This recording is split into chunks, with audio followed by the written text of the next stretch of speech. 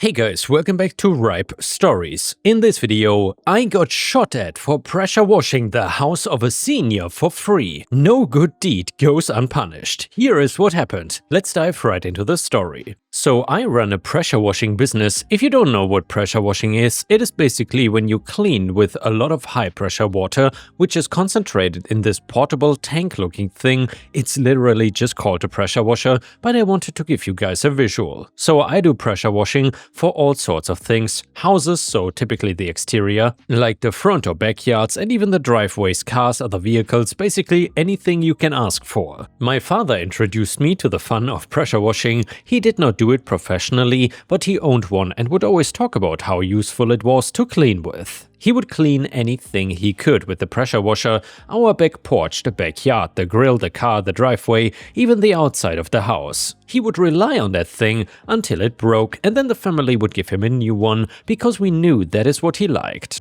Even early on, I knew that I did not want to pursue a 4-year degree just because there was no career or field that particularly called out to me. I did go to trade school to be an electrician, and although it made me a decent amount of money, I did not really enjoy it as a job. That's when I remembered that pressure washing was an option, so I decided to get the necessary equipment and license and pursue that. You might be wondering why I enjoy the job, and honestly, I think seeing my hard work after pressure washing is pretty cool.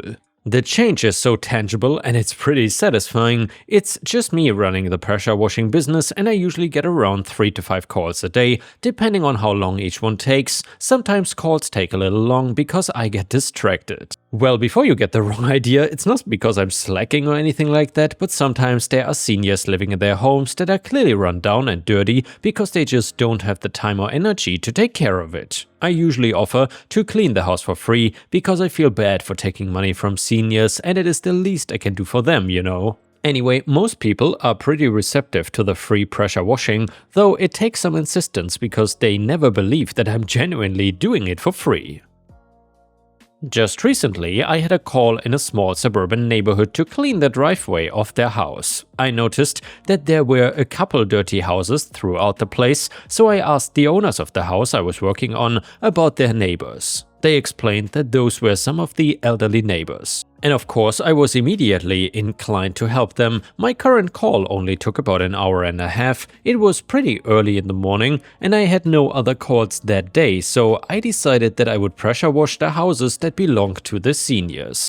After I finished the first call, I went to the house across the street knocking on the door. This sweet old woman answered, but she thought I was part of a religious group first. I explained to her that I was a pressure washer and noticed that her house was a little dirty, asking if I could pressure wash it for free. Like all the others I've asked, she was very skeptical that I was really doing it for free, but after I confirmed it for her, she agreed. I pressure washed her entire house, front yard, driveway, even her backyard, since she gave me permission. I also asked her to tell any of the neighbors, if she had contact with them, that I would be knocking on their doors and asking them if I could clean. That way, they would not be thrown off by it. After I finished with her house, I took a quick lunch break since it was already noon before heading back into cleaning at around 1. When I moved onto the second house, I began facing some opposition. The owners of the second house welcomed me and allowed me to do what I needed, but while I was cleaning it, maybe half an hour in, I started hearing shouting from the house next to me. I looked over and there was this old man on the porch of his house, who we will call Brandon, yelling at me. He was probably about 60 years old.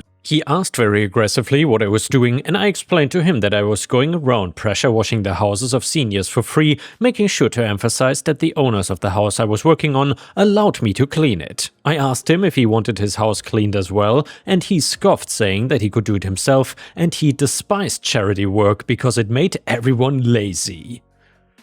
I was off-put by his aggressive response, but I said, "That's alright. No harm done," and just continued working. He continued grumbling, but I chose to ignore him. For a bit he returned to his house, but when I was finishing up at the second house, he came out again and said, "Why are you still here? Get out!" I explained that I was still finishing up this house and had more houses to clean. He continued grumbling and said that I should leave because he doesn't like nuisances in his neighborhood. Needless to say, I wrapped up as quickly as I could and crossed the street to the third house that I had to work on. This one was owned by a widow. She had recently lost her husband and could not find the energy to clean her house. Of course, I offered to clean everything for her, and this is when I started facing massive trouble. While I was cleaning it, I heard shouting from across the street. I assumed it was just Brandon again, so I decided to ignore him because I knew he was just gonna complain again, but then the shouting started getting louder until the neighbor was in my face. He said that he was tired of seeing me intrude his neighborhood and that he wanted me to leave immediately. I once again tried to explain that I had permission from the owner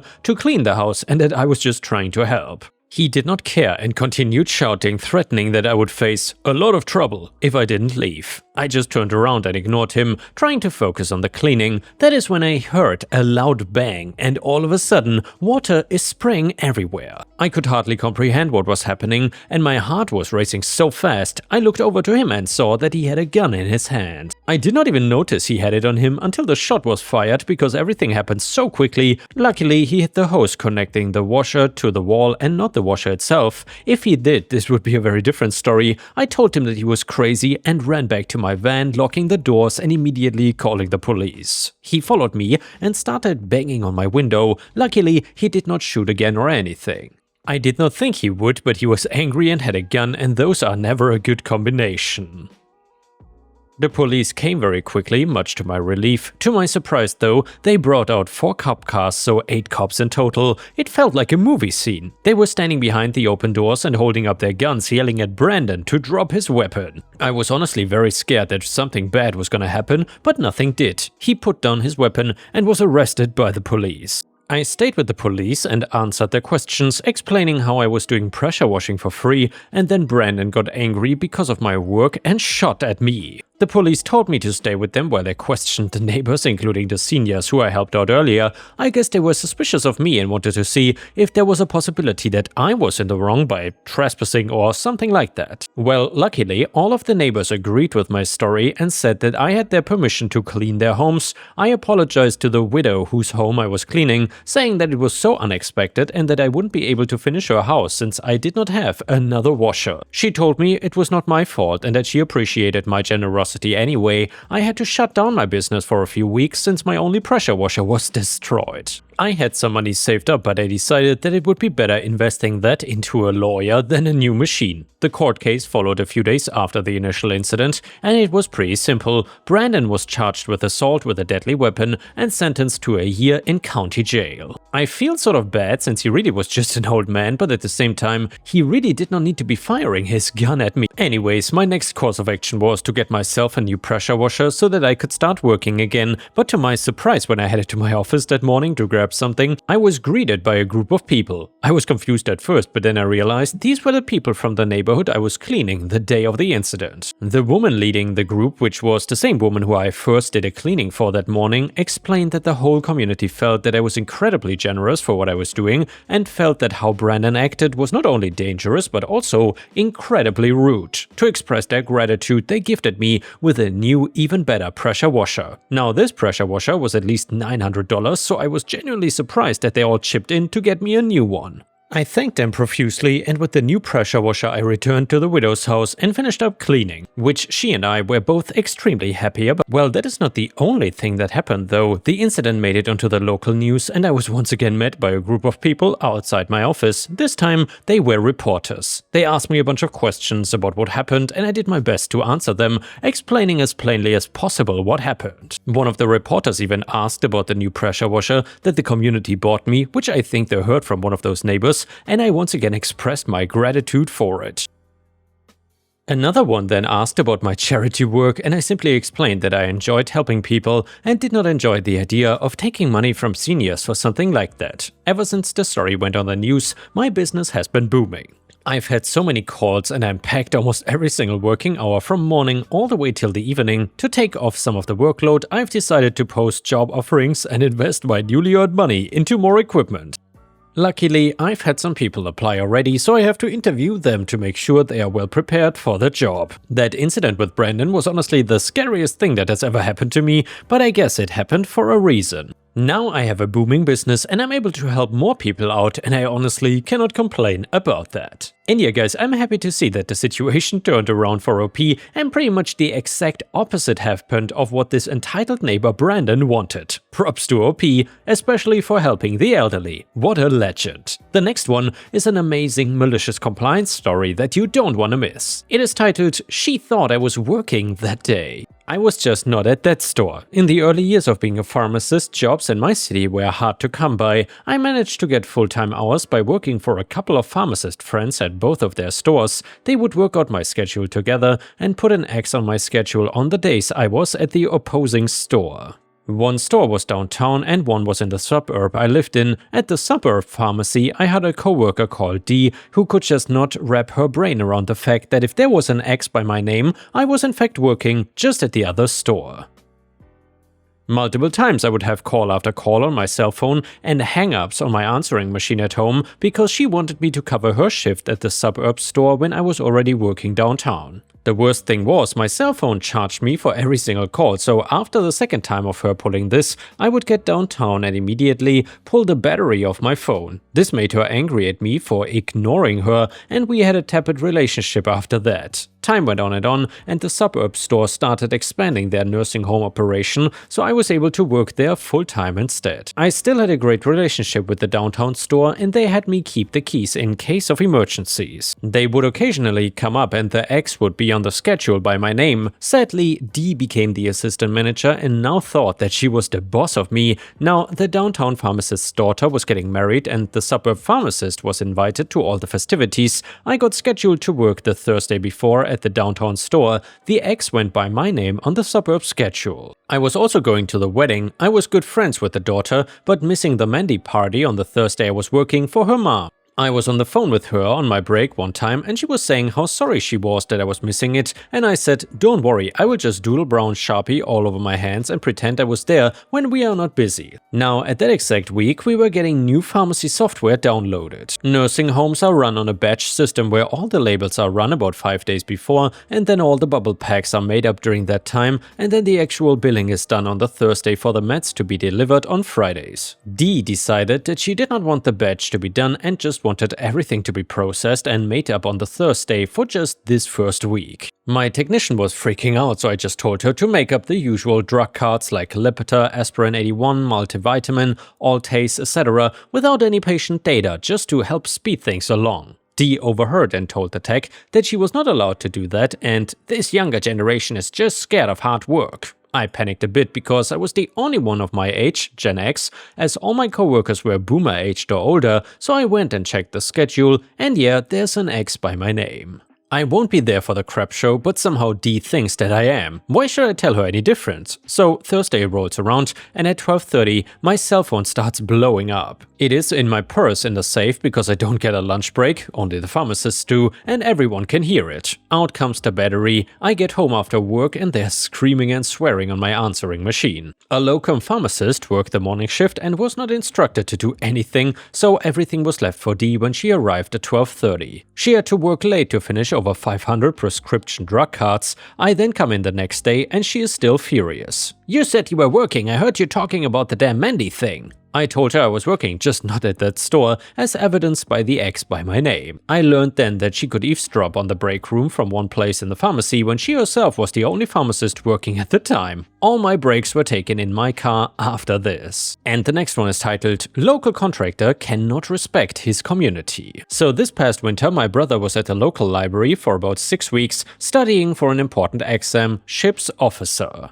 He goes there to rid himself of distractions, and it helps to keep him focused, he says. He sits in the back of the library, which overlooks a small park with a small river, which is a beautiful view. There's a rotating group of nerdy guys, incel type if I'm being less diplomatic, who hang out all day in this section, and my brother has made casual friends with them. Well, there's a local contractor who comes by 1 to 2 times daily and does business over the phone in this area. I guess he likes the view as well. The trouble is, he does not do it quietly. My brother is trying to study, but keeps getting interrupted by this guy answering his phone. Romano Construction, or hey Mr. Smith, Mike Romano, Romano Contractors. Names have been changed. My brother asked him to keep his voice down, which worked the first few times until Mr. Romano got tired of this kid bothering him. My brother switched to asking the front desk to handle it, but they got tired having to constantly do this, and Romano would just quiet down until the librarian would leave. The nerdy guys told my brother that he'd been doing it forever and they were used to it. Finally though, my brother spent a week humbly and politely asking this guy to please lower his voice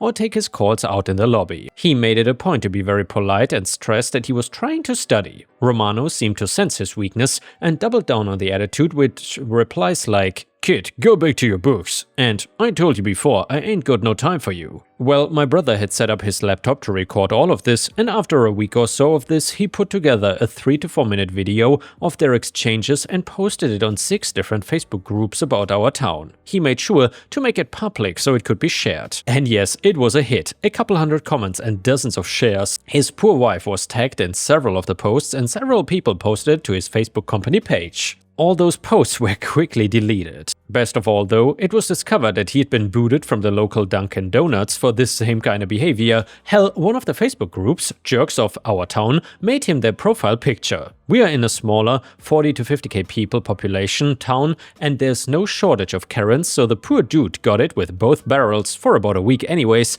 and my brother told the nerd group what he had done and to have their phones ready for when he returned. They all loved the video and he was like a rock star for a couple days. However, about 4 days later, Romano finally came back to the library. My brother held up his phone as did to the 3 others, and Romano was hot but checked himself when he saw that he was being filmed by several people. He was not apologetic, he just kept repeating that brother has affected his business, and he was just trying to conduct business, and needed a place to conduct business. My brother said, "I think you owe all of us an apology." Romano looked around the group and said, "Okay, I'm sorry." My brother said thank you, and Romano walked away. After about 20 to 30 feet, Romano turned around, saw my brother watching him, but the phone was on the table, and shot him the finger. He never came back to the library though. My brother passed all of his exams, some just barely. And the next one is titled Patent Revenge Done Right. So my father had a degree in mechanical engineering, either a master's or doctorate. It had taken him years to get it, and he was very proud of that. Thanks to his training, he had found his way working for many well-known companies, working primarily with the procedures used to make various things.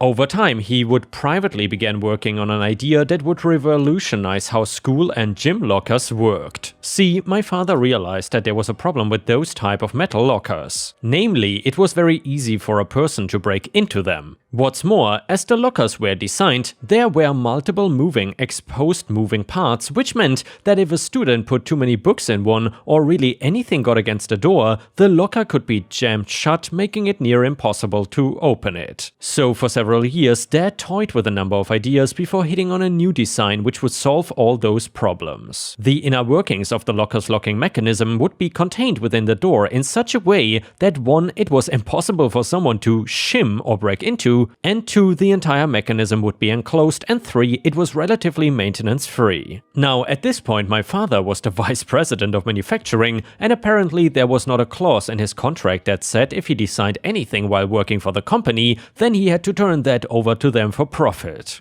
Dad still approached the company offering them the design, but they were not interested. So my dad sat on the design for a while before eventually just taking out several patents on them and then forgetting about them. About 6 months after his first attempt at getting the company interested, the parent's company owner/chairman of the board passed away, and the board opted to sell off some of the holdings. The company my dad worked for was part of that. The new owners were young guys who seemed to think they knew everything, as young business owners always seem to think, and they set about changing 99% of the way things were being done. At some point, they stumbled across the plans my father had designed. Now that is where things turn curious. They really wanted to start producing this new design, but as they did not have all the plans and processes laid out for them, they had to turn to my father for answers. Rather than asking him how to do it or licensing the patents, as any reputable company would have done, they ordered him to turn over all his work or else they would fire him. Dad stood his ground and refused. The new owners and my father went back and forth arguing over details for several weeks before finally the new owners fired my father for insubordination. So now on to the revenge. There may be more to this, but I'm not entirely sure if it is just pro-revenge. It could border on nuclear based on what happened some years later, though I'm not certain that what happened later had anything to do with my father's actions. So after cleaning out his office and packing things in the trunk of his car, my father headed home and made a few phone calls. He must have gone through 8 or 9 different calls before he got in touch with someone who was interested in what he had to say. See, my dad was under no illusions that the company that had fired him was not gonna make those patented lockers on their own. He also knew that the company itself was relatively small. The owners had money and there was no way he could fight them. However, a larger company could. So then he contacted the major competitors and made them an offer. He eventually set up a meeting with some people, wheeled out the prototype he had made, explained how everything worked, and noted that with this system, the company could revolutionize the way lockers were both designed and improve both safety and security. What's more, as he was the only patent holder for the next 7 years or so, that company could be the only company to produce them. The competitor jumped at the chance and bought all patents both for the design and the process. They even paid my dad a substantial consultancy fee to go out to their manufacturing site and teach their crews how to make the needed tools and die sets to produce them. Less than 6 months after the first company had fired him, their #1 competitor was completely destroying them in the market with this new design. And there was not a damn thing the first company could do about it. Of course, they did try suing my father, claiming he had stolen their intellectual property, but that case quickly evaporated when they had to admit under oath that they had never actually signed a contract with him. And also there was no requirement that he turn over anything he created to the company. In the 7 years from when the second company bought the locker design and process patents, they pretty handily moved into markets that previously they had been unable to. The first company soldiered on, but by the time the patent had finally expired, they were a shadow of their former selves. The new owners had sold the company at a loss, with the competitor buying it only to shut that production facility down due to redundancy.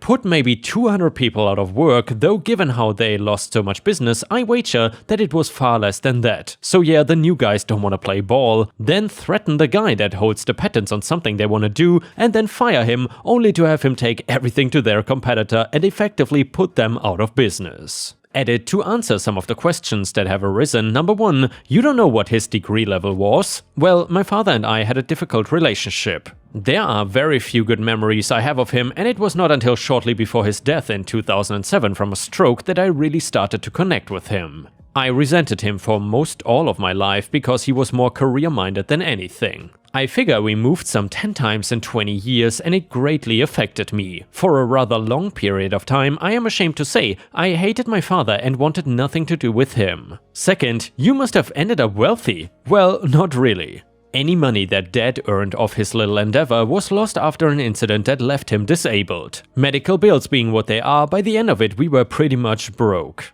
3. Patents last 20 years. Well, design patents don't. They last 14, but the courts have historically sided with companies infringing on design patents after 7 years, so as long as the infringing company develops their own method to produce whatever design is being used and modifies or changes it, it is fine. #4, what company was this? You know I cannot tell you that. #5, any variation of how did the new owners not know? That answer is pure speculation on my part. However, I got the impression that the new owners were in their mid to late 20s and trying to act like investors. The company was on offer relatively cheap from what I know, but had a rather long history in the manufacturing field. And wow, Ripe Stars, I gotta say, that was a pretty fascinating revenge story that you don't see every day. However, I feel kind of bad for OP that he said he never really had a good relationship with his dad pretty much up until his death. I'm not exactly sure what his dad did wrong in life, and there probably have been issues, but at least judging by this story, he must have been at least some sort of legend. But then again, I don't really want to get involved in any sort of family drama of other people. I can just judge objectively what I see on Reddit.